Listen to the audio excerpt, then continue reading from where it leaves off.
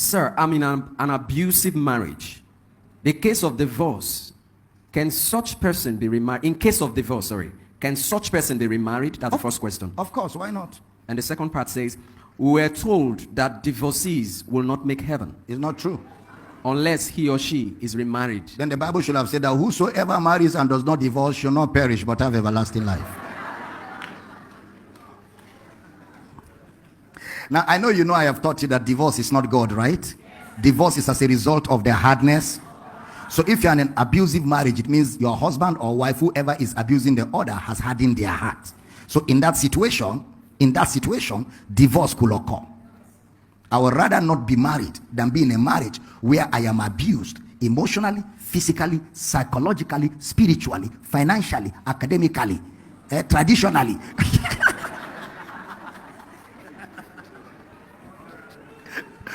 I would rather be alone. What's the benefit of marriage? When you're going home, your heart is doing boom, boom. Say, Father, help me. Father, you're going to your house. No, that's no more your house now. You should think of house and be happy.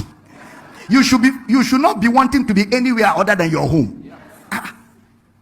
You should be in a hurry to get home. I'm always in a hurry to get home because I miss many privileges.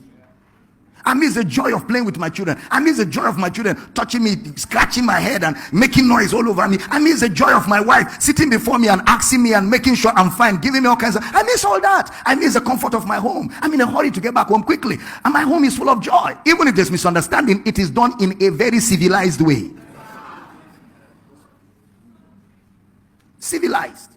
Honey, I don't like the way that happened. Oh, I'm sorry. We explain. Okay, sorry.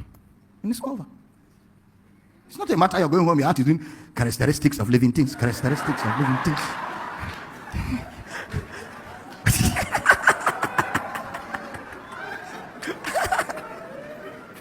Are you going home or are you going for disco dancing? Let's go dancing. Hoo la la la.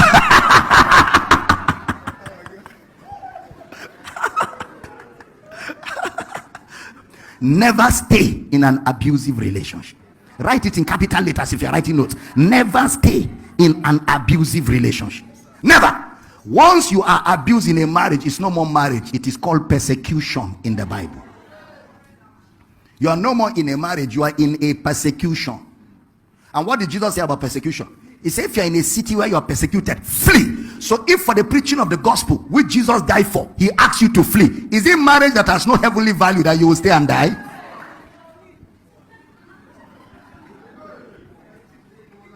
What about the marriage? Brother Paul said it's better to marry than to burn. In 1 Corinthians, it's better to marry than to burn. And he was talking to people that are already separated. So once your marriage is no more working and two of you have quitted, start looking for the person you're going to marry and have peace with. Why? Because it's better to marry somebody than to start sleeping around, or than to stay with desire that allows too many temptations. You start jumping temptation and you're even no more organized because you are now struggling to avoid fornication, avoid adultery. You're not thinking, you can't even fulfill the purpose of God for your life. So instead of all that unnecessary battle, pick one fine sister that looks like home for you, marry her and serve the purpose of God. Is it clear? Don't let religion mess you up. Don't let religion. It's better to marry than to burn. The people Paul was talking to are people that are already separated in marriage. Does God hate divorce? Yes. But divorce happens within human beings. And human beings are not God. In all human institutions, once God creates something and gives human beings to manage it, it will always have problems. Because human beings are imperfect. Are we clear? The reason why I'm hammering is because this divorce remarriage issue is a big deal because pastors have refused to teach it well.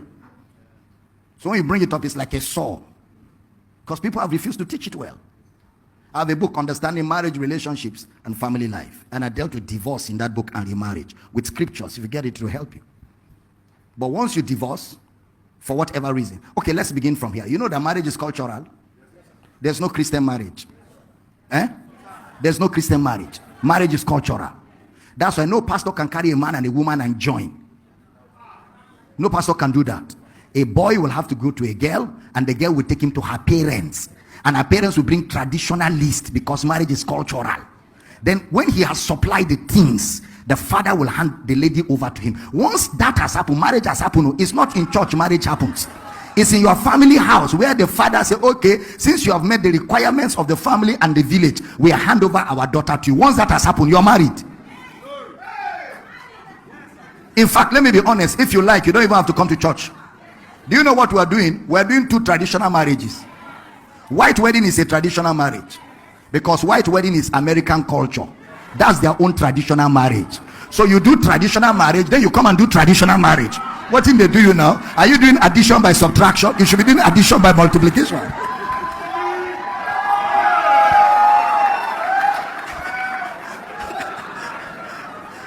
I think I'm teaching good, right? Why are you wasting money? Why are you wasting money? In fact, if you like, in your family house where they will pay dowry, you can invite your pastor, so that once the dowry is paid, your father hand you over to your husband, your pastor will pray his blessing. Honeymoon. Then when you come back, you come to church on Sunday morning. Praise the Lord. 2 weeks ago we had our wedding and daddy was there to bless us. We just want to thank God for his mercy. You drop an offering and sit down. That's how you have announced yourselves that you're married. Stop wasting money. Invest so you can secure a better future. If I'm teaching good, say I hear you. Now, so since marriage is cultural, okay, listen carefully. There's no Christian marriage, but there are Christians in marriage. There's no Christian marriage, but there are Christians in marriage. Just like there's no Christian business, but there are Christians in business. So what the Bible teaches us is how to conduct ourselves in those institutions. Because you can't say because somebody is an atheist, his marriage is not recognized. You can't say because somebody is an unbeliever, his marriage is not correct. Marriage is marriage. So since marriage is cultural, it therefore means that a marriage can be dissolved culturally. Because it was established culturally, so it can be dissolved. Because once you're married to somebody and 2 of you cannot agree and there's conflict and there's problem, and the parents begin to talk to the other parents, and the parents decide that, okay, for better things, let's close this marriage, and the other parents bring the dowry and give back to the parents, marriage don't bavuka. It means both of you are free from the law of marriage. And when you're free from the law of marriage, what do? You're free to remarry. Is it clear? However, God does not like divorce. So a child of God will do everything within his ability not to divorce. But there are things that are beyond your ability. Are we clear? Thank you, sir.